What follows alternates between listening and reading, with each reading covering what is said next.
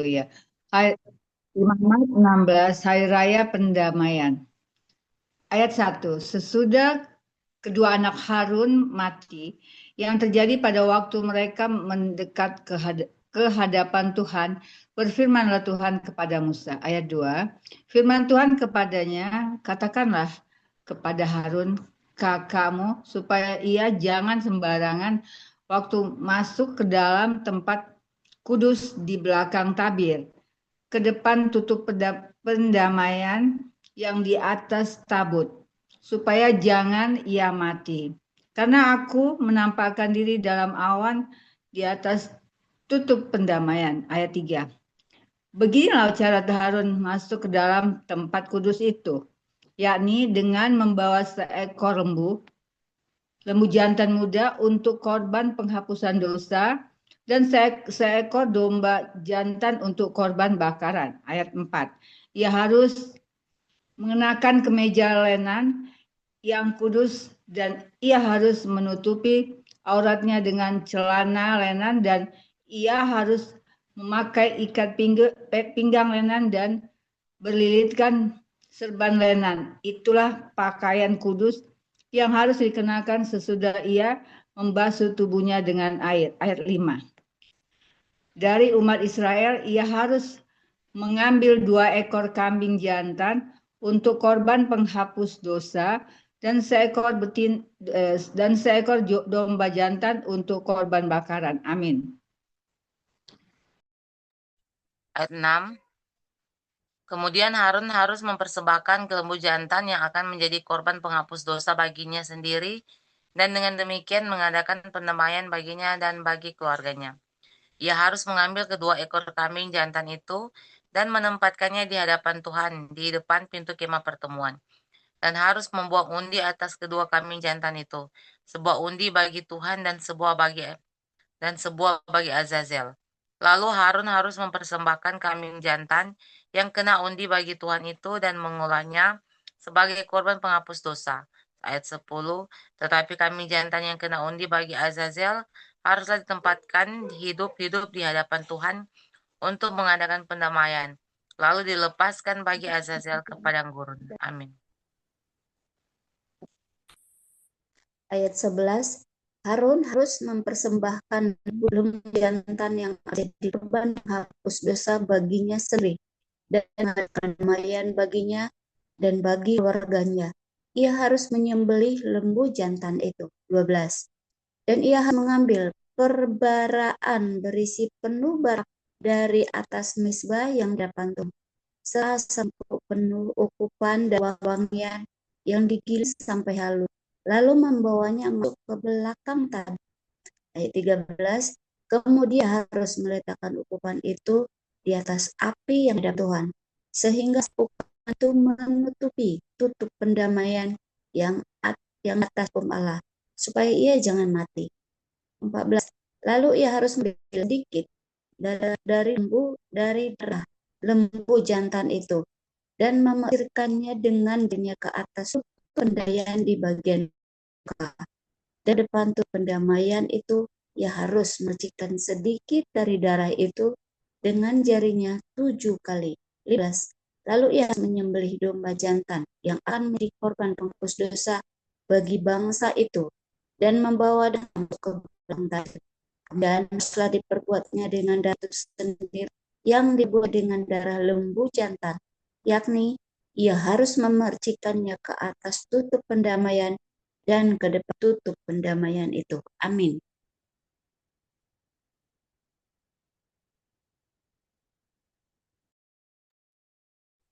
Ibu Rahayu, mental ya? Oke, mungkin lanjut Ida. Ayat 16.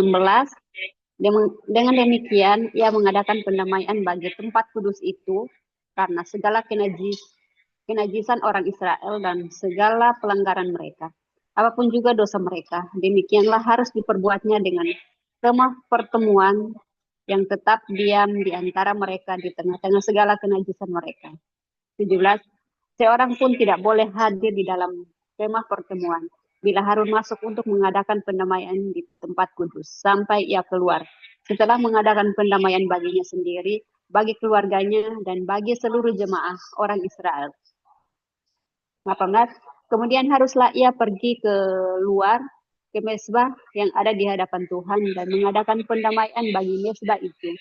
Ia harus mengambil sedikit dari darah lembu jantan dan dari darah domba jantan itu dan membubuhnya pada tanduk-tanduk mezbah sekelilingnya.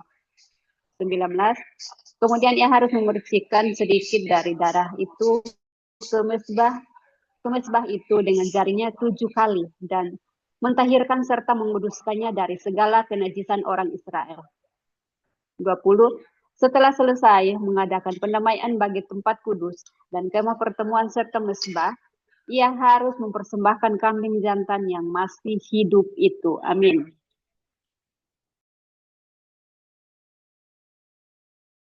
Herlina 21 sampai 25. Di unmute ya. Ayat 21. Dan Harun harus meletakkan kedua tangannya ke atas kepala kambing jantan yang hidup itu dan mengakui di atas kepala kambing itu segala kesalahan orang Israel dan segala pelanggaran mereka, apapun juga dosa mereka. Ia harus menanggungkan semuanya itu ke atas kepala kambing jantan itu dan kemudian melepaskannya ke padang gurun dengan perantaraan seorang yang sudah siap sedia untuk itu. 22. Demikianlah kambing jantan itu harus mengangkut segala kesalahan Israel ke tanah yang tandus. Dan kambing itu harus dilepaskan di padang gurun. 23. Sesudah itu, Harun harus masuk ke dalam kemah pertemuan dan menanggalkan pakaian lenan yang dikenakannya ketika ia masuk ke dalam tempat kudus dan harus meninggalkannya di sana. 24. Ia harus membasuh tubuhnya dengan air di suatu tempat yang kudus dan mengenakan pakaiannya sendiri. Lalu ia harus keluar dan mempersembahkan korban bakarannya sendiri dan korban bakaran bangsa itu. Dengan demikian ia mengadakan pendamaian baginya sendiri dan bagi bangsa itu. Ayat 25, kemudian ia harus membakar lemak korban penghapus dosa di atas mezbah. Amin. Saya ya. Ya, Ibu DP. 26. Maka orang yang melepaskan kambing jantan bagi Azazel itu harus mencuci pakaiannya, membasuh tubuhnya dengan air, dan sesudah itu barulah boleh masuk ke perkemahan. 27. Lembu jantan dan kambing jantan, korban penghapus dosa yang darahnya telah dibawa masuk untuk mengadakan pendamaian di dalam tempat kudus, harus dibawa keluar dari perkemahan, dan kulitnya, dagingnya, dan kotorannya harus dibakar habis. 28. Siapa yang membakar semuanya itu harus mencuci pakaiannya, membasuh tubuhnya dengan air, dan sesudah itu barulah boleh masuk ke perkemahan. 29. Inilah yang harus menjadi ketetapan untuk selama-lamanya bagi kamu, yakni pada bulan yang ke-7, pada tanggal 10 bulan itu kamu harus merendahkan diri dengan berpuasa dan janganlah kamu melakukan sesuatu pekerjaan, baik orang Israel asli maupun orang asing yang tinggal di tengah-tengahmu. 30. Karena pada hari itu harus diadakan pendamaian bagimu untuk mentahirkan kamu. Kamu akan ditahirkan dari segala dosamu di hadapan Tuhan. Amin. 31. Hari itu menjadi hari Sabat, hari pemberhentian penuh bagimu dan kamu harus merendahkan diri dengan berpuasa. Itulah suatu ketetapan untuk selama-lamanya. 32. Dan pendamaian harus diadakan oleh imam yang telah diurapi dan telah ditabiskan untuk memegang jabatan imam menggantikan ayahnya. Ia harus mengenakan pakaian lenan, yakni pakaian kudus. 33. Ia harus mengadakan pendamaian bagi tempat maha kudus, bagi kemah pertemuan dan bagi mezbah, juga bagi para imam dan bagi seluruh bangsa itu, yakni jemaah itu. 34. Itulah yang harus menjadi ketetapan untuk selama-lamanya bagimu, supaya sekali setahun diadakan pendamaian bagi orang Israel karena segala dosa mereka. Maka Harun melakukan seperti yang diperintahkan Tuhan kepada Musa. Tempat menyembelih dan mempersembahkan korban. Pasal 17 ayat 1. Tuhan berfirman kepada Musa. Amin. Amin. Imamat 17 ayat 2. Demikian firman Tuhan, berbicara kepada Harun dan kepada anak-anaknya dan kepada seluruh orang Israel dan katakan kepada mereka, inilah firman yang diperintahkan Tuhan.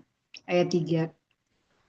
Setiap orang dari kaum Israel yang menyembelih lembu atau domba atau kambing di dalam perkemahan atau di luarnya. Ayat 4. Tetapi tidak membawanya ke pintu kemah pertemuan untuk dipersembahkan sebagai persembahan kepada Tuhan di depan kemah suci Tuhan. Hal itu harus dihitungkan kepada orang itu sebagai hutang darah karena ia telah menumpahkan darah dan orang itu haruslah dilenyapkan dari ruang tengah bangsanya. Ayat 5. Maksudnya supaya orang Israel membawa korban sembelihan mereka yang biasa dipersembahkan mereka di padang kepada Tuhan ke pintu kemah pertemuan dengan menyerahkan kepada imam untuk dipersembahkan kepada Tuhan sebagai korban keselamatan. Ayat 6. Imam harus menyiramkan darahnya pada mezbah Tuhan di depan pintu kemah pertemuan dan membakar lemaknya menjadi bau yang menyenangkan bagi Tuhan. Amin. Ibu Marina, ayat 7, Bu. Bu Marina, freeze atau Ibu Marina freeze ya? Ibu Marina, kayaknya freeze ya. Oh iya. Iya. Oh iya, Oh, iya, bukan. oke. Enggak, oke, udah. Silakan Ayat 7 Bu, ya, Bu Marina. Iya, ayat 7. Janganlah mereka mempersembahkan lagi korban mereka kepada jin-jin, sebab menyembah jin-jin itu adalah zina. Itulah yang harus menjadi ketetapan untuk selama-lamanya bagi mereka turun-temurun.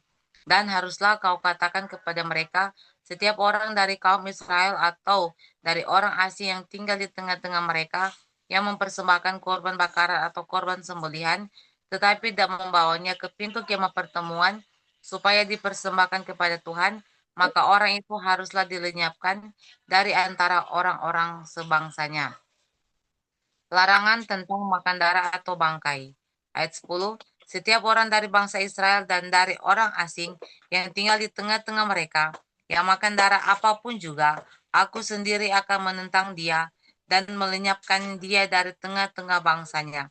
Ayat 11, karena nyawa makhluk ada di dalam darahnya, dan aku telah memberikan darah itu kepadamu di atas mezbah untuk mengadakan pendamaian bagi nyawamu. Karena darah mengadakan perdamaian dengan perantaraan nyawa. Amin. Ayat 12, itulah sebabnya aku berfirman kepada orang Israel, seorang pun di antaramu jangan makan darah. Demikian juga orang asing tinggal di tengah-tengah tidak boleh makan darah. 13. Setiap orang dari orang Israel dan dari orang asing yang tinggal di tengah-tengahmu yang menangkap dalam perburuan seekor binatang atau burung yang boleh dimakan, haruslah mencurahkan darahnya, lalu menimbunnya dengan tanah. 14. Karena darah itulah nyawa segala makhluk. Sebab itu aku telah berfirman kepada orang Israel, darah makhluk apapun janganlah kamu makan, karena darah itulah nyawa segala makhluk. Setiap orang yang memakannya harus dilakukan. 15. Dan setiap orang yang makan bangkai atau sisa mangsa binatang buas, baik ia orang Israel asli maupun orang asing, haruslah mencuci pakaiannya, membasuh tubuhnya dengan air, dan ia menjadi najis sampai matahari terbenam. Barulah ia menjadi tahir. 16. Tetapi jikalau ia tidak mencuci pakaiannya dan tidak membasuh tubuhnya, akan menanggung kesalahannya sendiri. Amin. Iya, Bu Rahayu, pasal 18, Imamat pasal 18, 5 ayat. Utusia perkawinan. Tuhan berfirman kepada Musa, Tuhan, berbicaralah kepada orang Israel dan katakan kepada mereka, Akulah Tuhan Allahmu. Ayat 3, janganlah kamu berbuat seperti yang diperbuat orang di tanah Mesir, di mana kamu diam dahulu, juga janganlah kamu berbuat seperti yang diperbuat orang di tanah Kanaan. Kemana aku membawa kamu, janganlah kamu hidup menurut kebiasaan mereka. Ayat 4, kamu harus lakukan peraturanku dan harus berpegang pada ketetapanku dengan hidup menurut semuanya itu. Akulah Tuhan Allahmu. Ayat 5, sesungguhnya kamu harus berpegang pada ketetapanku dan peraturanku. Orang yang melakukannya akan hidup karena ya akulah Tuhan. Amin. Ayat 6, Siapapun di antaramu, janganlah menghampiri seorang kerabatnya yang terdekat untuk menyingkapkan auratnya. Akulah Tuhan. 7. Janganlah kau singkapkan aurat istri ayahmu, karena ia hak ayahmu, ia ibumu. Jadi janganlah singkapkan auratnya. 8. Janganlah kau singkapkan aurat seorang istri ayahmu, karena ia hak ayahmu. 9. Mengenai aurat saudaramu perempuan, anak ayahmu atau anak ibumu, baik yang lahir di rumah ayahmu maupun yang lahir di luar, janganlah kau singkapkan auratnya. 10. Mengenai aurat anak perempuan dari anakmu laki-laki atau anakmu perempuan, janganlah kau singkapkan auratnya, karena dengan begitu engkau menodai keturunanmu. Amin. Ayat 11. Mengenai aurat anak perempuan dari seorang istri ayahmu yang lahir pada ayahmu sendiri, janganlah kau singkapkan auratnya, karena ia saudaramu perempuan. 12. Janganlah kau singkapkan aurat saudara perempuan ayahmu, karena ia kerabat ayahmu. 13. Janganlah kau singkapkan aurat saudara perempuan ibumu, karena ia kerabat ibumu. 14. Janganlah kau singkapkan aurat istri saudara laki-laki ayahmu. Janganlah kau sampiri istrinya, karena ia istri saudara ayahmu. 15. Janganlah kau singkapkan aurat menantumu perempuan, karena ia istri anakmu laki-laki, maka janganlah kau singkapkan auratnya. Amin. 16. Janganlah kau singkapkan Janganlah kau singkapkan aurat istri saudaramu laki-laki, karena itu hak saudaramu laki-laki. 17. Janganlah kau singkapkan aurat seorang perempuan dan anaknya perempuan. Janganlah kau ambil anak perempuan dari anaknya laki-laki atau dari anaknya perempuan untuk menyingkapkan auratnya, karena mereka adalah kerabatmu. Itulah perbuatan mesum. 18. Janganlah kau ambil seorang perempuan sebagai mandu kakaknya untuk menyingkapkan auratnya di samping kakaknya selama kakaknya itu masih hidup. 19. Janganlah kau hampiri seorang perempuan pada waktu cemar kainnya yang menajiskan untuk menyingkapkan auratnya. 20. Dan janganlah engkau bersetubuh dengan istri sesamamu, sehingga engkau menjadi najis dengan dia. Amin. 21. Lanjut, Bu. Janganlah kau serahkan seorang dari anak-anakmu untuk dipersembahkan kepada Molok, supaya jangan engkau melanggar kekudusan nama Allahmu. Akulah Tuhan. 22. Janganlah engkau tidur dengan laki-laki secara orang bersetubuh dengan perempuan, karena itu suatu kekejian. 23. Janganlah engkau berkelamin dengan binatang apapun, sehingga engkau menjadi najis dengan binatang itu. Seorang perempuan janganlah berdiri di depan seekor binatang untuk berkelamin, karena itu suatu perbuatan keji. 24. Janganlah kamu menajiskan dirimu dengan semuanya itu, sebab dengan semuanya itu bangsa-bangsa yang akan kau halaukan dari depanmu telah menjadi najis. 25. Negeri itu telah menjadi najis, dan aku telah membalaskan kesalahannya kepadanya, sehingga negeri itu memuntahkan penduduknya. Amin. Ibu Imelda Halok ikut baca. 26. Tetapi kamu ini haruslah tetap berpegang pada ketetapanku dan peraturanku, dan jangan melakukan sesuatu pun dari segala kekejian itu, baik orang Israel asli maupun orang asing yang tinggal di tengah-tengahmu. Kerana segala kekejian itu telah dilakukan oleh penghuni negeri yang sebelum kamu, sehingga negeri itu sudah menjadi najis.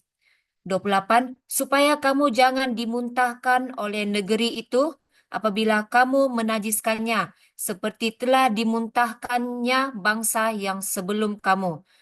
Kerana setiap orang yang melakukan sesuatu pun dari segala kekejian itu, orang itu harus dilenyapkan dari tengah-tengah bangsanya.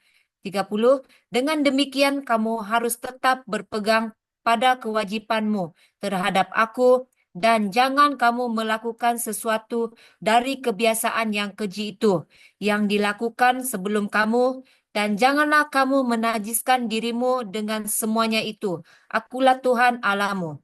Amin. Lukas 16 ayat 1. Perumpamaan tentang bendahara yang tidak jujur. Ayat 1. Dan Yesus berkata kepada murid-muridnya, ada seorang kaya yang mempunyai seorang bendahara. Kepadanya disampaikan tuduhan bahwa bendahara itu menghamburkan miliknya. 2, lalu ia memanggil bendahara itu dan berkata kepadanya, apakah yang kudengar tentang engkau? Berilah pertanggungjawaban atas urusanmu, sebab engkau tidak boleh lagi bekerja sebagai bendahara. 3, kata bendahara itu di dalam hatinya, apakah yang harus aku perbuat? Tuanku memecat aku dari jabatanku sebagai bendahara, mencangkul aku tidak dapat, mengemis aku malu. 4, aku tahu apa yang akan aku perbuat, supaya apabila aku dipecat dari jabatanku sebagai bendahara, ada orang yang menampung aku di rumah mereka. 5, lalu ia memanggil seorang demi seorang yang berhutang kepada tuannya. Katanya kepada yang pertama, berapakah hutangmu kepada tuanku? Amin. Amin. Ayat 6. Jawab orang itu, 100 tempayan minyak. Lalu katanya kepada orang itu, inilah surat hutangmu. Duduklah dan buat surat hutang lain sekarang juga 50 tempayan. Ayat 7. Kemudian ia berkata kepada yang kedua, dan berapakah hutangmu? Jawab orang itu, 100 pikul gandum. Katanya kepada orang itu, inilah surat hutangnya. Buatlah surat hutang lain 80 pikul. Ayat 8. Lalu Tuhan itu memuji bendahara yang tidak jujur itu, karena ia telah bertindak dengan cerdik, sebab anak-anak dunia ini lebih cerdik terhadap sesamanya daripada anak-anak terang. Ayat 9.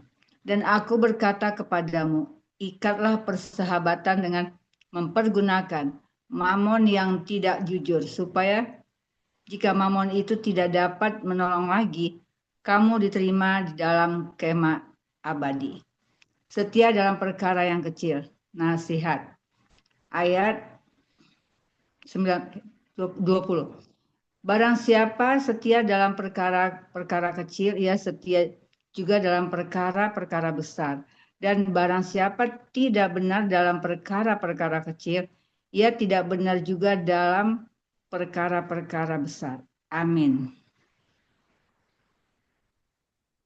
Ayat 11. Jadi jikalau kamu tidak setia dalam hal mamon yang tidak jujur, siapakah yang akan mempercayakan kepadamu harta yang sesungguhnya? Dan jikalau kamu tidak setia dalam harta orang lain, siapakah yang akan menyerahkan hartamu sendiri kepadamu? Seorang hamba tidak dapat mengabdi kepada dua tuan, karena jika demikian ia akan membenci yang seorang dan mengasihi yang lain, atau ia akan setia kepada yang seorang dan tidak mengindahkan yang lain. Kamu tidak dapat mengabdi kepada Allah dan kepada Mamon. Semuanya itu telah didengar oleh orang-orang Farisi, hamba-hamba uang itu, dan mereka mencemoohkan dia. Lalu ia berkata kepada mereka, kamu membenarkan diri di hadapan orang, tetapi Allah mengetahui hatimu, sebab apa yang dikagumi manusia dibenci oleh Allah. Amin. Ayat 16.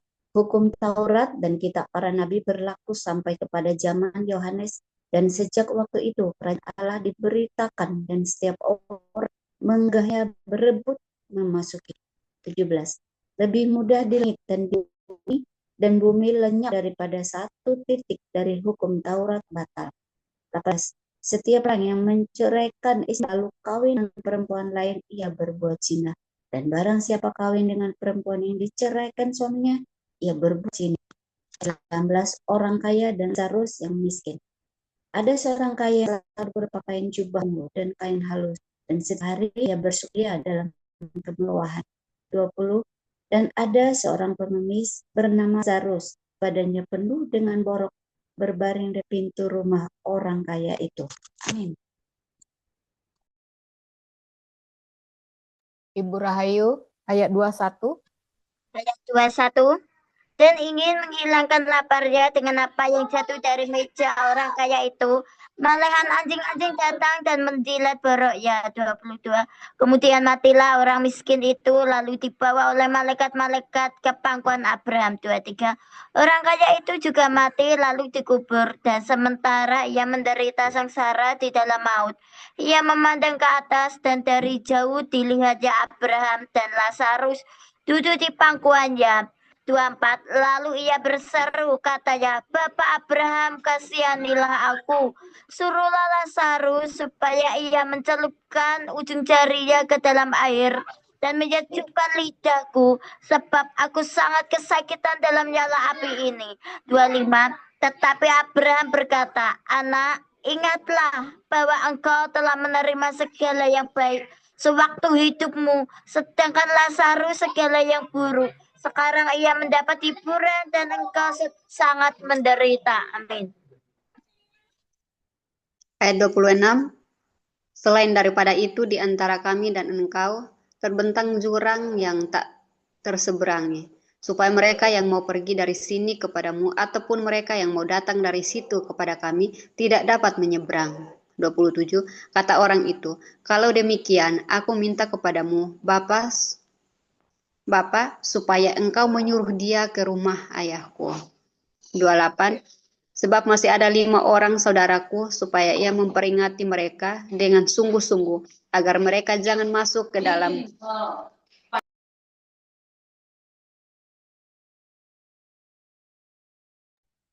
Bisa dilanjut ya, 28. Oh ya. Ida nggak apa-apa, 28 mungkin Herlina ya. Ayat 28. Sebab masih ada 5 orang saudaraku, supaya ia memperingati mereka dengan sungguh-sungguh, agar mereka jangan masuk kelak ke dalam tempat penderitaan ini. 29. Tetapi kata Abraham, ada pada mereka kesaksian Musa dan para nabi. Baiklah mereka mendengarkan kesaksian itu. 30. Jawab orang itu, tidak Bapak Abraham, tetapi jika ada seorang yang datang dari antara orang mati kepada mereka, mereka akan bertobat. 31. Kata Abraham kepadanya, jika mereka tidak mendengarkan kesaksian Musa dan para nabi, mereka tidak juga akan mau diyakinkan, sekalipun oleh seorang yang bangkit dari antara orang yang mati. Pasal 17, beberapa nasihat. Ayat 1, Yesus berkata kepada murid-muridnya, tidak mungkin tidak akan ada penyesatan, tetapi celakalah orang yang mengadakannya. Amin. 2. Adalah lebih baik baginya jika sebuah batu kilangan dikaitkan pada lehernya, lalu ia dilemparkan ke dalam laut, daripada menyesatkan salah satu dari orang-orang yang lemah ini. 3. Jagalah dirimu, janganlah, jikalau saudaramu berbuat dosa, tegurlah dia, dan jikalau ia menyesal, ampunilah dia. 4. Bahkan jikalau ia berbuat dosa terhadap engkau 7 kali sehari dan 7 kali ia kembali kepadamu dan berkata, aku menyesal, engkau harus mengampuni dia. 5. Lalu kata rasul-rasul itu kepada Tuhan, tambahkanlah iman kami. 6. Jawab Tuhan, sekiranya kamu mempunyai iman sebesar biji sesawi saja, kamu dapat berkata kepada pohon ara ini, terbantunlah engkau dan tertanamlah di dalam laut, dan ia akan taat kepadamu. Amin. Tuan dan hamba. Ayat 7. Siapa di antara kamu yang mempunyai seorang hamba yang membajak atau menggembalakan ternak baginya, akan berkata kepada hamba itu, setelah ia pulang dari ladang, mari segera makan. 8. Bukankah sebaliknya ia akan berkata kepada hamba itu, sediakanlah makananku, ikatlah pinggangmu, dan layanilah aku sampai selesai, aku makan dan minum. Dan sesudah itu, engkau boleh makan dan minum. 9. Adakah ia berterima kasih kepada hamba itu, karena hamba itu telah melakukan apa yang ditugaskan kepadanya. 10. Demikian jugalah kamu, apabila kamu telah melakukan segala sesuatu yang ditugaskan kepadamu, hendaklah kamu berkata, kami adalah hamba-hamba yang tidak berguna, kami hanya melakukan apa yang kami harus lakukan. Ke-10 orang kusta. 11. Dalam perjalanannya ke Yerusalem, Yesus menyusur perbatasan Samaria dan Galilea. Amin.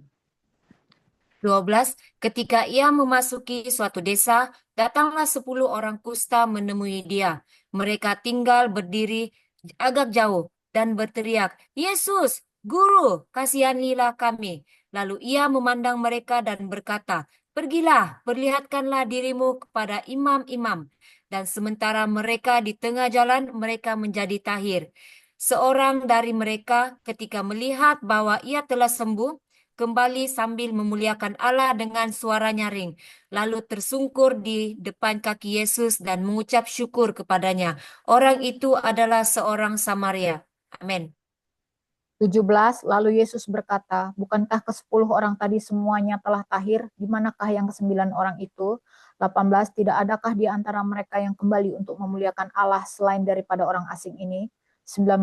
Lalu ia berkata kepada orang itu, Berdirilah dan pergilah, imanmu telah menyelamatkan engkau.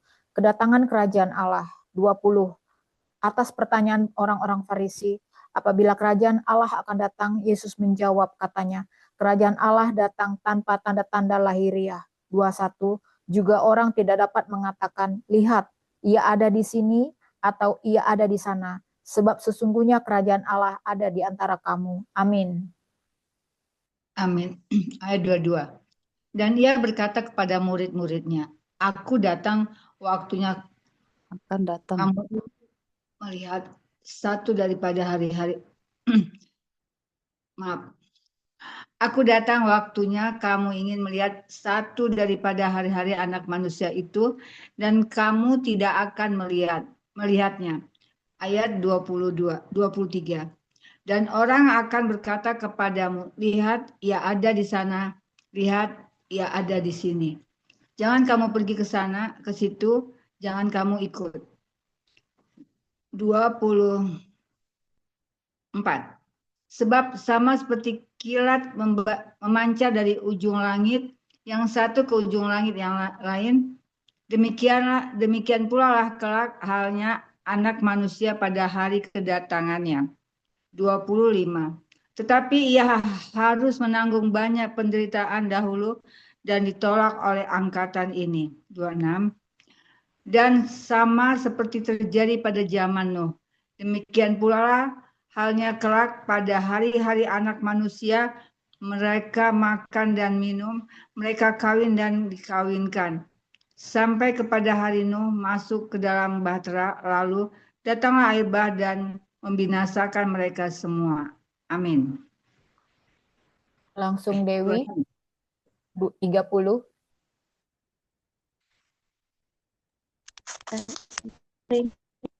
Iya, langsung Ayat Dewi. 20. Lukas Ayat 17. 28. 28. Oh iya, 28. Sorry, salah lihat. 28. Ya. Demikian juga seperti yang jadi di zaman Lot. Mereka makan dan minum, mereka membeli dan menjual, mereka menanam dan membangun. Tetapi pada hari Lot pergi keluar dari Sodom, turun hujan api dan hujan belerang dari langit dan membinasakan mereka semua. 30. Demikianlah halnya kelak pada hari di mana anak manusia menyatakan dirinya. 31. Barang siapa pada hari itu sedang di peranginan di atas rumah dan barang-barangnya ada di dalam rumah, janganlah ia turun untuk mengambilnya. Dan demikian juga orang yang sedang di ladang, janganlah ia kembali. 32. Ingatlah akan istri Lot. 33. Barang siapa berusaha memelihara nyawanya, ia akan kehilangan nyawanya. Dan barang siapa kehilangan nyawanya, ia akan menyelamatkannya. Amin.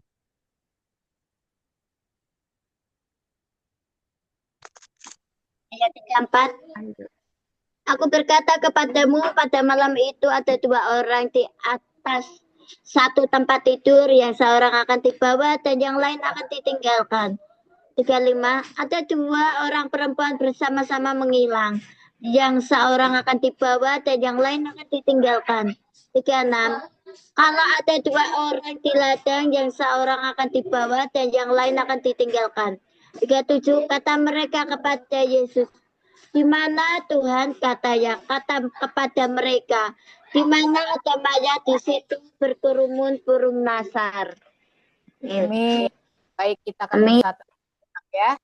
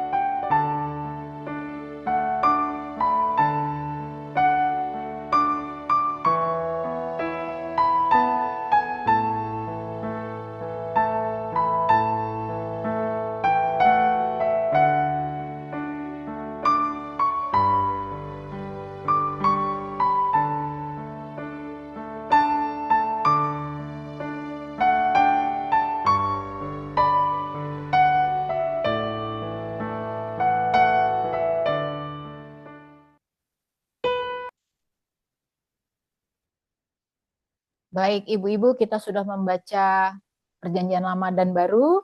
Ya, seperti biasa Perjanjian Lama itu ya mengenai kekudusan dan perayaan pendamaian tadi ya. Lalu seperti biasa di Lukas itu perumpamaan ya. Silakan siapa yang mau sharing Rema, monggo boleh Ibu Pita yang pertama memulai seperti biasa. Ini apa nih? Sebentar ya Bu ya. Lukas 16 ayat Lukas 16 ayat 10 ya Bu. Lukas 16 ayat 10 mana tadi ya? Saya tadi sempat baca. Nih, setia dalam udah terbuka nggak ya? Oh ya. Setia dalam perkara yang kecil. Ya tadi kata Ibu Yoli katanya itu ini adalah perumpamaan ya Bu ya. Tapi kalau untuk hal ini setia dalam perkara yang kecil ini nasihat. Sebenarnya saya belum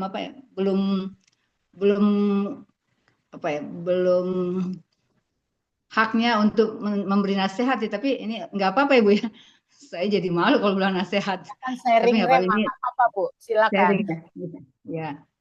Jadi barang siapa setia dalam perkara-perkara kecil, ia setia juga dalam perkara-perkara besar. Dan barang siapa tidak benar dalam perkara-perkara kecil, ia tidak benar juga dalam perkara-perkara besar. Jadi kalau saya mencoba merenungkan ayat ini, artinya kalau kita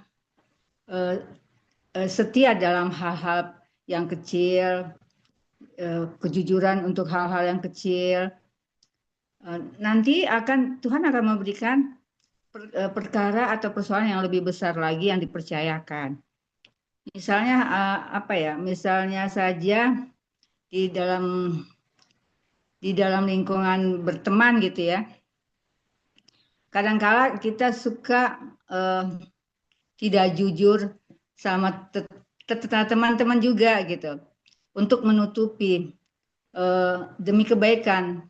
Tetapi Tuhan bilang, walaupun itu untuk menutupi kebaikan, tapi Tuhan minta kita tetap setia atau kita tetap setia dan jujur terhadap hal-hal yang kecil.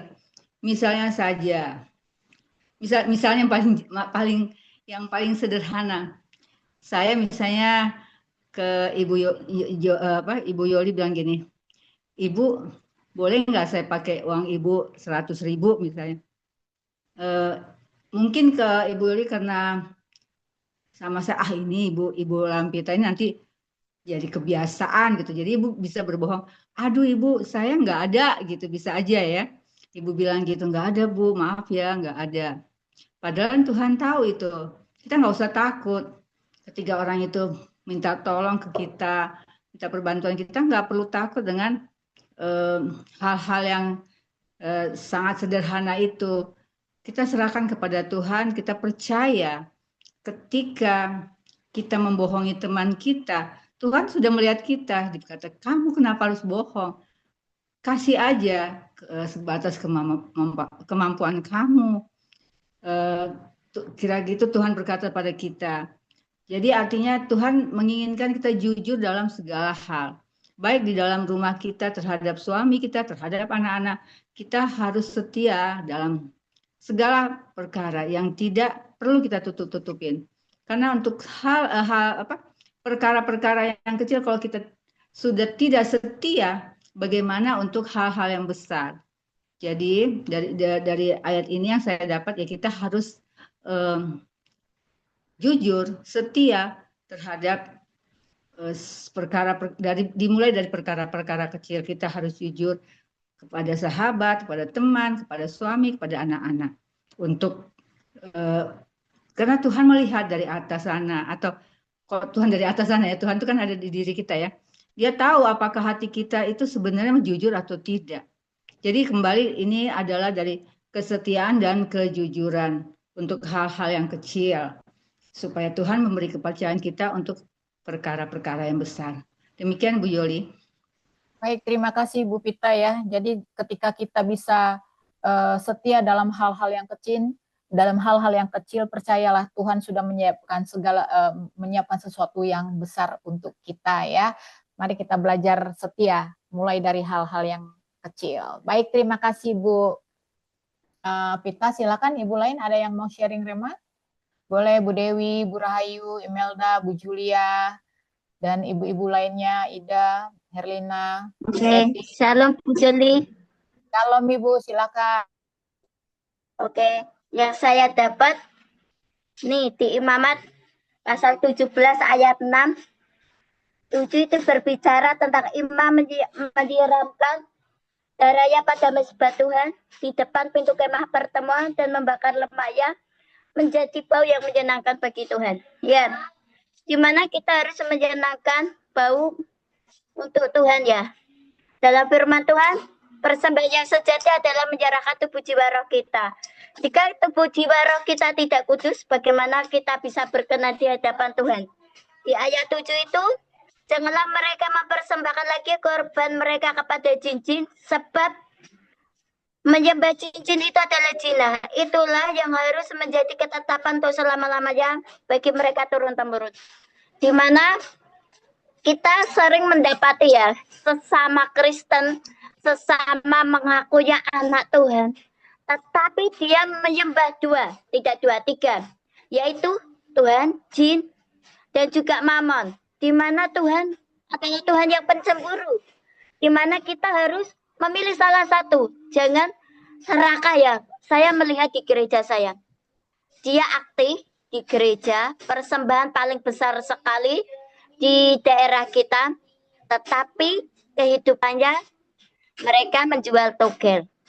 Ya memang bandar togel itu sangat kaya, punya mobil, banyak mau apa rumah besar. Terkadang secara manusia iri, tetapi apa yang diirikan dari mereka? Karena harta itu hanya sia-sia. Harta itu kalau benar-benar dari Tuhan, berkat Tuhan itu tidak akan binasa. Tetapi harta itu adalah titipan bagi Tuhan.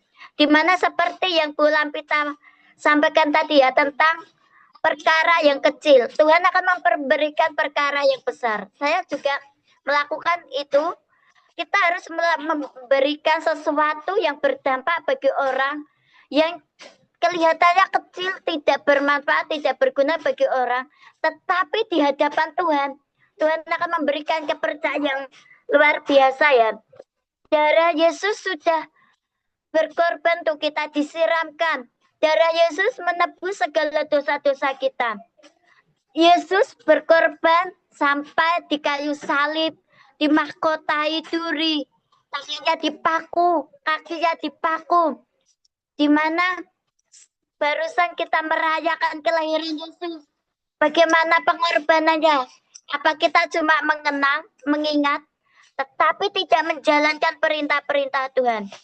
Di ayat 8 Imamat pasal 18 ayat 1 sampai 5 itu larangan Tuhan ya. Tuhan berfirman, Tuhan berkata, dan dari ayat 6 sampai terakhir itu perintah Tuhan. Janganlah. Jadi kita harus melakukan, jika kita benar-benar anak Tuhan, kita melakukan apa yang Tuhan mau, apa yang Tuhan inginkan dari hidup kita. Tetapi saat firman ini kita baca, kita tidak menghidupi, kita tidak menjadi pelaku firman Tuhan, itu saja nol. Seperti orang kaya dan orang miskin itu, di mana orang kaya sudah menikmati kebahagiaannya di dunia, tetapi di akhirat belum tentu. Seperti yang di Lukas pasal 16 itu.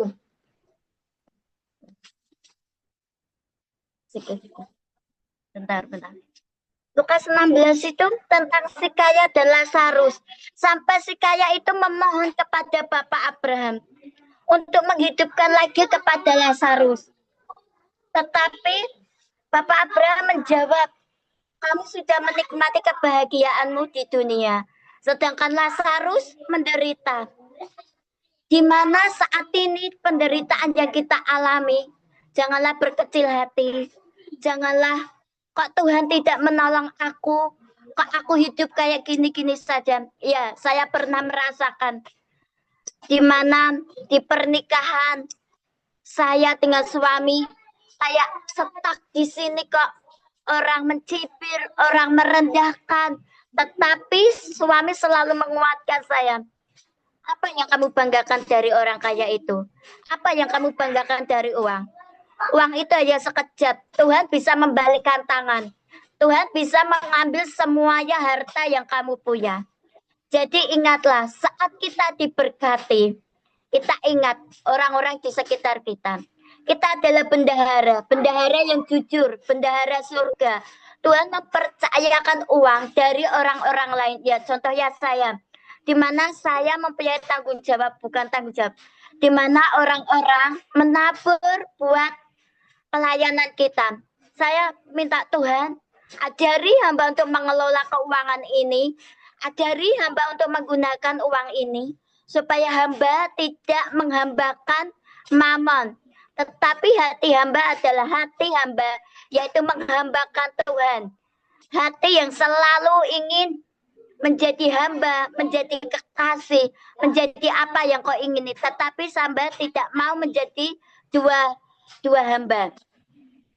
Jadi saat kita dipercayakan sebuah berkat yang besar, walaupun sekecil apapun, tetapi saat kita mencari Tuhan, perkara kecil kita lakukan dengan ucapan syukur, kita lakukan untuk menyenangkan hati Tuhan, Tuhan akan melipat gandakan. Tuhan akan memberikan yang terbaik. Saat kita diproses, respon kita bagaimana? Respon kita menggerutu atau bersyukur, bersungut-sungut, itu pilihan kita. Kita dikasih free will kepada Tuhan. Tapi yang Tuhan mau, ikutilah kehendakku. Inilah perkataanku. Jadi takutlah akan Tuhan. Kebanyakan orang-orang yang baru melahirkan anak ini akan menjadi anak yang diberkati Tuhan, anak yang takut akan Tuhan, anak yang saat kita membicarakan itu, anak yang takut akan Tuhan, itu tergantung orang tua, yaitu kita. Bagaimana kita memberi contoh kepada anak kita. Jika kita memperkatakan anak yang takut akan Tuhan, tetapi perilaku orang tua tidak sesuai dengan apa yang perkataan itu nonsen. Emang itu perkataan profetik, tetapi dari tingkah laku, perilaku kita, kalau tidak mencerminkan karakter Kristus, anak itu akan menjadi membangkang. Anak itu akan menjadi anak yang tidak sesuai dengan perkataan. Nubuatan itu bisa terjadi dan tidak, itu tergantung respon kita. Itu tergantung apa yang harus kita ambil. Kalau ingin nubuatan itu terjadi atas hidup kita, ambillah yang terbaik untuk Tuhan. Bukan untuk kepribadian kita, bukan untuk menjadi kesombongan kita, bukan untuk menjadi keegoisan kita, tetapi untuk menyenangkan Tuhan. Kemuliaan Tuhan, nama Tuhan yang dipermuliakan. Itu yang saya dapat. Terima kasih Bu Joli. Baik, terima kasih Bu Rahayu, seperti biasa ya, luar biasa Bu Rahayu ya. Ya, kita harus bisa jadi orang yang sudah membaca firman ya, saya percaya kita juga menghidupi setiap firman yang kita baca, tapi jangan lalu begitu saja, ingat respon ya, respon terhadap masalah, respon terhadap situasi, dan jangan pernah lupa ucapan syukur sebesar apapun yang sudah Tuhan berikan di dalam hidup kita ya. Baik, ibu-ibu lain, ada Rema? Silakan. Ya, nggak apa-apa Bu Rahayu. Apakah ada yang lain? Bu Julia, Bu Dewi, Bu Herlina? Kalau tidak ada, seperti biasa pastinya ya, Rema terakhir dari Ibu Dede. Atau Herlina mau kasih Rema? Mau nanya boleh nggak, Kak? Mungkin Oh iya, dibantu jawab silakan. Silakan. Yang di Lukas 16 ayat 9, itu tentang perumpamaan tentang bendahara yang tidak jujur. Tapi di ayat 9 itu dibilang kayak gini. Dan aku berkata kepadamu, ikatlah persahabatan dengan mempergunakan mamon yang tidak jujur, supaya jika mamon itu tidak dapat menolong lagi, kamu diterima di dalam kemah abadi. Itu maksudnya apa ya? Mengikat persahabat. Mamon ini kan bukannya kayak berhala ya. Kenapa dibilang persahabatan diikat dengan mamon yang tidak jujur? Terima kasih seperti biasa ya Bu Dede merespon. Nanti kalau ada ibu-ibu lain juga mau merespon, monggo sekalian Bu Dede Rema terakhir Sambil ibu-ibu lain nanti bisa ya melengkapi apa yang disampaikan Ibu Dede. Silakan Bu Dede. Oke. Ini tentang Lukas 16 ayat 9. Ini pertanyaan ini sempat sempat terbersit juga waktu saya baca tahun kemarin apa 2 tahun lalu, saya lupa. Kenapa kita harus kenapa harus ada ayat ini? Intinya gitu ya. Saya baca di Inggrisnya juga sama. Inggris American Standard Version juga sama. And I say unto you, make to yourself friends by means of the mammon. Jadi istilahnya sama juga gitu. Jadi kalau misalnya kita kan kadang-kadang eh mamon itu kan memang kebalikan, bukan kebalikannya, lawannya dari Tuhan lah ya. Karena kan mamon itu diumpamakan sebagai sebagai mengejar kekayaan dan seterusnya dan seterusnya dan seterusnya. Nah, kenapa firman ini harus muncul? Jadi ibarat kata begini, kita tahu bahwa ketika kita mengejar segala sesuatu yang tidak fana, ketika kita mengejar sesuatu yang fana, terus hati kita melekat ke situ. Contohnya, ada kan firman Tuhan yang mengatakan di mana hartamu berada, di situ juga hatimu berada. Nah, ketika kita mengejar sesuatu yang fana dan yang itu jadi apa namanya ya, tujuan akhir kita, taruh kata misalnya nanti nih saya harus dapat ini, setelah ini dapat ini, setelah ini dapat ini dan seterusnya pokoknya apa yang ada di otak itu semuanya itu lebih ke hal-hal duniawi. Nah, kalau misalnya itu sudah terpatri di dalam pikiran, kita akan ngejar itu. Nah, nah itu tuh diumpamakan sebenarnya ini kita dituliskan dalam tinta merah ya. Artinya dengan kata lain, Yesus itu mengumpamakan, nah kalau kamu aja untuk hal-hal yang fana segitunya kamu ngotot, kenapa untuk hal-hal yang rohani kamu nggak ngotot seperti itu? Jadi itu artinya ke sana. Jadi bukan berarti kita harus mengikatkan diri kita ke mamon gitu. Jadi dengan kata lain, dan aku berkata kepadamu ikatlah persahabatan dengan mempergunakan mamon yang tidak jujur. Jadi ketika kita menggunakan hal-hal yang hati kita melekat banget gitu, bahkan ketika itu tercapai ada lagi keinginan yang lain. Kalau misalnya itu tercapai hati kita luar biasa senangnya. Nah, Allah itu memakai hal itu untuk akhirnya kita berbalik melihat bahwa kepada firman kebenaran pun kita harus mempunyai hati yang seperti itu.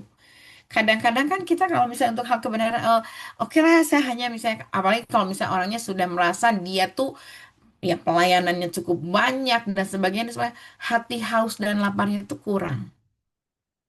Nah, sementara kalau untuk hal-hal dunia, ketika dia misalnya memiliki itu tuh akan terus bergejolak di dalam pikirannya. Wah, ini udah kecapai, ini akan muncul lagi, ini belum kecapai, akan muncul lagi, akan muncul lagi. Itu hati haus dan laparnya itu nambah terus. Itu sebenarnya maksud maksud ayat ini. Saya dapetin kebenaran ini tuh waktu saya nanya ke eh, gembala saya dan gembala saya jelasin seperti itu dan saya ini memang oh ternyata begitu ya. Iya, jadi bukan berarti kita tuh harus harus bersahabat dengan menggunakan mamon.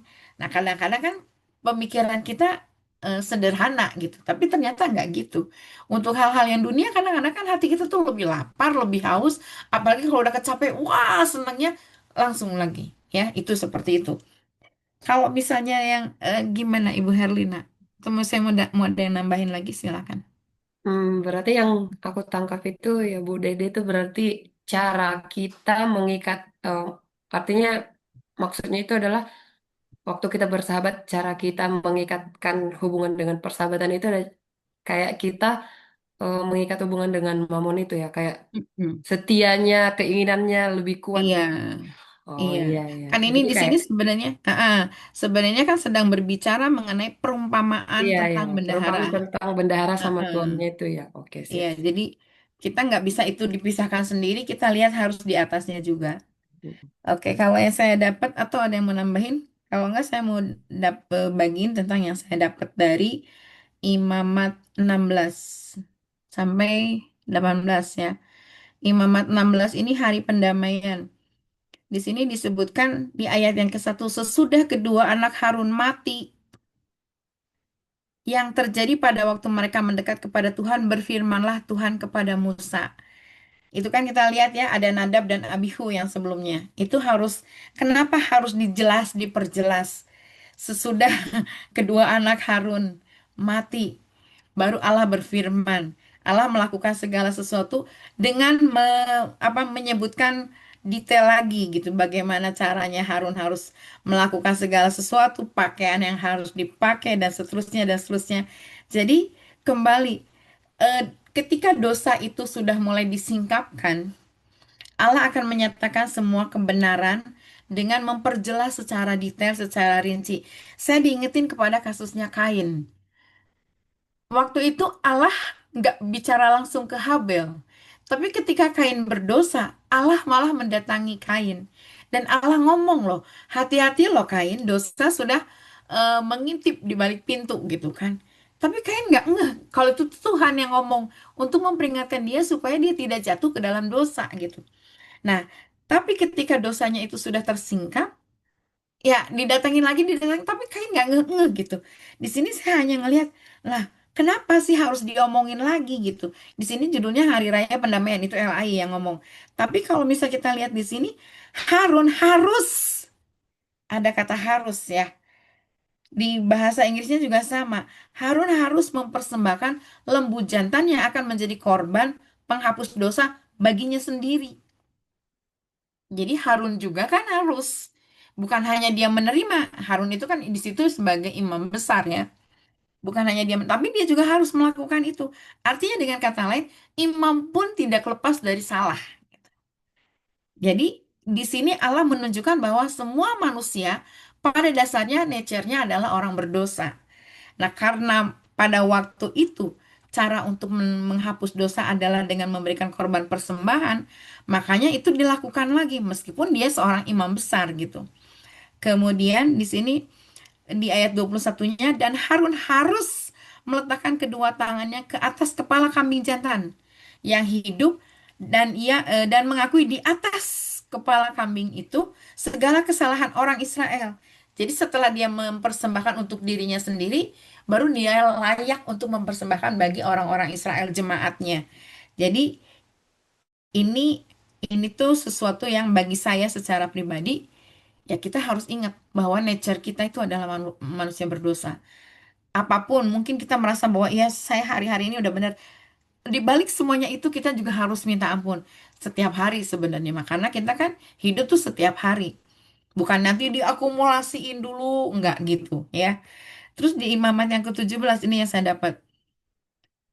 Setiap orang dari kaum Israel yang menyembelih lembu atau domba atau kambing di dalam perkemahan atau di luarnya, tetapi tidak membawanya ke pintu perkemahan, ke pintu kemah pertemuan untuk dipersembahkan sebagai persembahan kepada Tuhan di depan kemah suci Tuhan, hal itu harus dihitungkan kepada orang itu sebagai hutang darah. Kebayang dong, hutang darah. Ya kalau misalnya ibu-ibu yang ikut SPS pasti ngertilah apa itu maksud hutang darah ya. Nah, ini imamat ini disebutkan judul LA-nya tempat menyembelih dan mempersembahkan korban. Kenapa harus disebutkan hutang darah?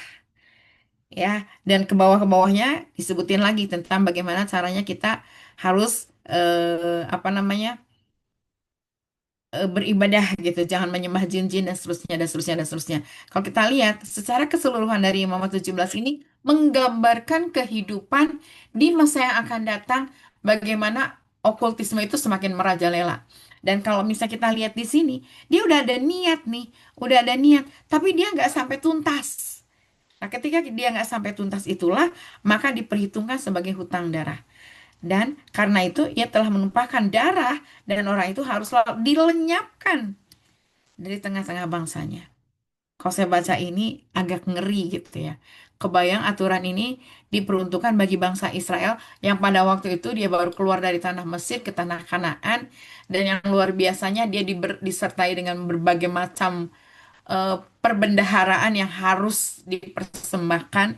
Jadi dia diberi untuk memberi kembali kepada Tuhan, tapi harus memiliki hati yang tuntas, hati yang full of heart untuk Tuhan gitu. Jadi kalau misalnya dibilang nggak boleh setengah-setengah. Nah ini juga kembali, ini benar-benar ke saya juga. Saya juga nggak boleh setengah-setengah. Dalam kita melayani Tuhan juga nggak boleh setengah-setengah gitu. Jadi alangkah luar biasanya. Ya kan, kalau misalnya kita lihat betapa dahsyatnya pada waktu itu Allah begitu dahsyat apa namanya memberikan hukum itu dan begitu luar biasanya gitu. Jadi orang-orang itu pasti kalau dia misalnya melakukan segala sesuatu pasti dia akan ingat tentang ini, makan makanan darah. Kemarin saya sempat ngobrol sama teman saya mengenai sangsang. Bersyukurnya saya udah nggak suka makan darah gitu kan. Di sini kan darah itu melambangkan kehidupan. Sebenarnya kalau sekarang sih ya ketika kita makan dan kita berdoa menguduskan makanan itu jadi kudus gitu. Tapi kembali kalau saya pikirannya daripada menimbulkan syak bagi orang lain ya udah mendingan nggak usah makan gitu. Karena kan ketika kita menimbulkan syak orang lain akan menjadi melihat itu sebagai batu sandungan gitu. Makanya mendingan nggak usah. Kalau saya gitu, tapi mungkin lain lagi ya. Karena kan sebenarnya ketika kita berdoa untuk makanan itu jadi kudus. Tapi kenapa darah tidak boleh? Karena darah itu melambangkan kehidupan. Ya, kita kalau misalnya kita belajar tentang sains itu kan darah itu yang mengangkut segala sesuatu yang menjadikan makhluk hidup itu menjadi hidup gitu kan, bertumbuh. Jadi itu dari Imamat 17, Imamat 18, kudusnya perkawinan. Dijelasin kan di sini bagaimana bejatnya seorang dia yang perempuan, maaf ya kalau saya ngomong, berkelamin dengan hewan. Terus seorang yang menikah secara apa sih namanya incest itu bakal bakal terjadi sesuatu gitu. Kemudian ini padahal di imamat gitu. Ini kejadiannya sekarang juga mungkin ya kalau dibilang yang beneran ada gitu ya yang begitu ya. Terus itu disebutnya orang-orang yang dalam tanda kutip kekejian. Kekejian berarti orang yang paling ya kalau kita ngomong keji, keji itu ya kekejian itu berarti sesuatu yang amat sangat dimurkai Tuhan gitu. Tuhan itu nggak suka gitu. Bahkan dikatakan supaya kamu jangan dimuntahkan. Kebayang ya, dimuntahkan sampai sebegitunya. Berarti itu tuh sikap yang benar-benar keji. Eh, ini gambaran kehidupan mungkin kalau kita lihat Sodom dan Gomora itu mungkin seperti ini ya, kenajisannya itu seperti ini. Itu yang saya dapat dari Imamat 16 sampai 18 dan jadi begitu saya baca ini eh, bulu kuduk saya agak sedikit berdiri karena betapa Allah kita tuh Allah yang kudus dan dia itu menginginkan orang-orang umat pilihan itu menjadi orang yang kudus di masa Israel sebelum terjadinya sebelum peristiwa Yesus lahir. Tapi di Lukas 16 pun disinggung gitu kan ya. Disinggung mengenai yang tadi. Jangan kamu menjadi orang yang akhirnya, kalau saya sih nge-highlightnya, kemudian ia berkata kepada kedua dan berapa hutang, jangan kita menjadi orang yang berhutang, sorry, apa ya, memperhitungkan untuk kepentingannya sendiri gitu. Di sini disebutin ada seorang yang dia itu takut nanti kalau dia udah nggak kerja, dia bingung mau ngapain. Akhirnya, oh dia punya akal. Dia tanyalah semua orang-orang yang berhutang. Jadi kalau kita lihat runtutan peristiwanya ini, itu tuh sebenarnya semua tuh untuk kepentingannya diri sendiri. Akunya yang lebih menonjol. Yesus ngomong dengan kata yang tulisan merah itu, eh, ada orang kaya yang mempunyai seorang bendahara, kepadanya disampaikan tuduhan bahwa bendahara itu menghamburkan miliknya. Lalu ia manggil bendahara itu dan berkata kepadanya, apakah yang kau dengar tentang engkau? Berilah pertanggungan jawab atas urusanmu sebab engkau tidak boleh lagi bekerja sebagai bendahara. Sekarang, kalau kata-kata itu ditujukan kepada kita, Tuhan lagi ngomong ke kita semua, kita nih udah dipercayain segala sesuatu harta benda. Tuhan ngomong, berikanlah kepadaku pertanggungjawaban atas apa yang sudah kutitipkan kepadamu. Gimana dong jawaban kita? Ya kan? Itu kembali ke masing-masing. Ada yang berkata, Tuhan itu memuji bendahara yang tidak jujur itu karena ia telah bertindak dengan cerdik. Sebab anak-anak dunia ini lebih cerdik daripada terhadap sesamanya daripada anak-anak terang. Hati-hati. Ini jebakan Batman kalau saya bilang. Kadang-kadang kita terjebak oleh tipu daya yang sepertinya benar, tapi yang sepertinya baik, tapi tidak benar. Makanya di sini dikatakan hati-hati ya terhadap apa namanya, anak-anak dunia yang sepertinya tuh lebih cerdik daripada anak-anak terang. Anak-anak terang tuh kan kita. Kemudian yang tadi udah dijelasin sama Bu Lapita, saya nggak mau singgung lagi tentang nasihat di Lukas 17 ayat 6. Kalau sekiranya kamu mempunyai iman sebesar biji sesawi saja, kamu dapat berkata kepada pohon ara ini, terbantunlah engkau dan tertanamlah di dalam laut, dan ia akan taat kepadamu. Nah, apakah ini sudah menjadi satu kehidupan buat kita semua? Buat saya nih ya, imannya tuh nggak diminta, Allah tuh nggak minta yang besar gitu kan. Imannya tuh minta yang kecil. Coba kamu percaya nggak sama Tuhan? Lagi hari apa ya, saya bilang gini, Tuhan, saya mau sekolah nih. Oke lah, nggak apa-apa hujan deras. Tapi nanti pas saya sekolah, hujannya berhenti ya Tuhan. Nah, kalau misal hati kita percaya sama seperti seorang anak kecil yang minta sama mamanya, berarti kan pasti itu terjadi. Saya hanya ngetes. Dek, kamu percaya nggak bakal nggak hujan? Dan benar, ketika saya berangkat sekolah, nggak hujan. Udah saya nyampe sekolah, hujan deras. Saya hanya bilang gini, doa yang gitu aja dijawab Tuhan. Terus saya mikir lagi, iya ya, saya punya iman. Kalau Tuhan tuh pasti denger jawab doa saya gitu kan. Jadi Tuhan hanya bilang, dia nggak minta ke kita tuh menuntut hal yang besar, tapi dia hanya ngomong, kalau kamu punya iman sebesar biji sesawi saja, kecil, imannya kecil, kamu akan dapat melakukan hal yang besar. Nah, ini yang harus terjadi bagi kita. Jangan jangan sampai kita tuh punya iman, iya punya iman, tapi begitu prakteknya zong gitu kan, nggak ada sama sekali. Itu berarti kita nggak percaya sama Tuhan. Kalau kita percaya itu benar-benar percaya penuh, Tuhan pasti melakukan. Asal kita hidup benar di hadapan Tuhan. Di sini eh apa sih yang luar biasa? Banyak banget ya sebenarnya. Sampai dari tadi merenung, Tuhan, ini tuh benar-benar dibukakan bagi saya. Semakin saya tuh dituntut untuk melakukan sesuai dengan apa yang standarnya Tuhan. Di sini ada yang disebutkan juga ke 10 orang kusta. Yang disembuhin 10 orang. Yang balik ke Tuhan hanya 1 orang. Pergilah, perlihatkan dirimu kepada imam-imam. Ini kan yang pernah Yesus ngomong begini tuh sesuai dengan imamat sebetulnya. Kan imam yang bisa ngomong, kamu tahir, kamu najis, kamu tahir, kamu najis. Yesus melakukan itu karena dia ngelihat itu. Terus yang datang kan satu, dia memuliakan Tuhan. Dia yang ngomong, ya benar Tuhan, saya udah sembuh. Dia ngomong, dia nggak nunjukin ke imam, dia percaya, dia udah sembuh.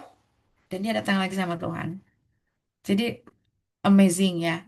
Apakah kita sebagai orang yang satu itu, ataukah kita sebagai orang yang 9 itu, ya udah dadah, yuk bye bye, udah nggak ini lagi gitu kan, hilang deh dari peredaran, nggak ngerti lagi kemana. Tapi ya kita harus kembali, firman Tuhan ini dibukakan bagi kita, kita harus lihat siapa kita di hadapan Tuhan. Apakah apakah kita menjadi orang yang punya iman sebesar biji sesawi, bisa melakukan banyak hal? Apakah kita juga yang bisa dipercaya sama Tuhan menjadi pengelola yang baik di dunia ini?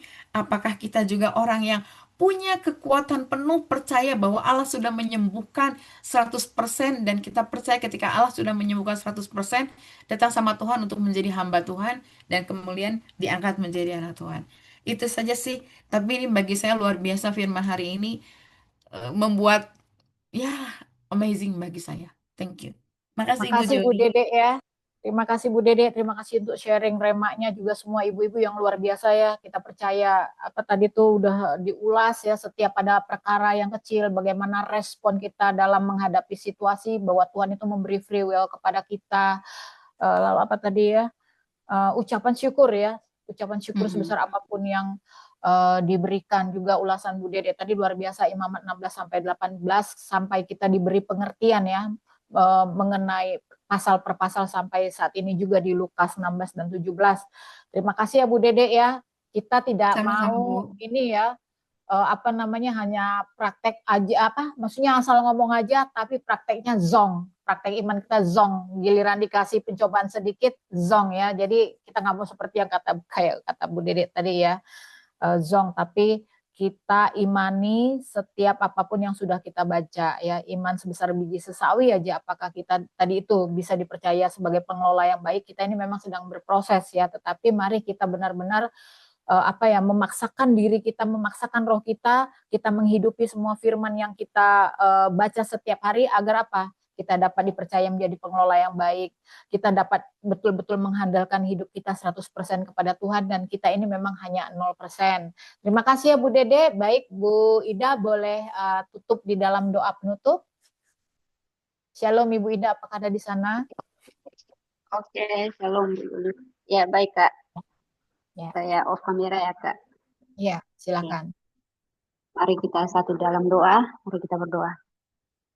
Tuhan Yesus, kembali kami bersyukur untuk malam hari ini Tuhan, untuk pernyataan-Mu yang begitu sempurna bagi kami sepanjang hari ini, hingga malam hari ini Tuhan. Engkau masih setia bersama kami, di setiap saat, di setiap langkah kami Tuhan.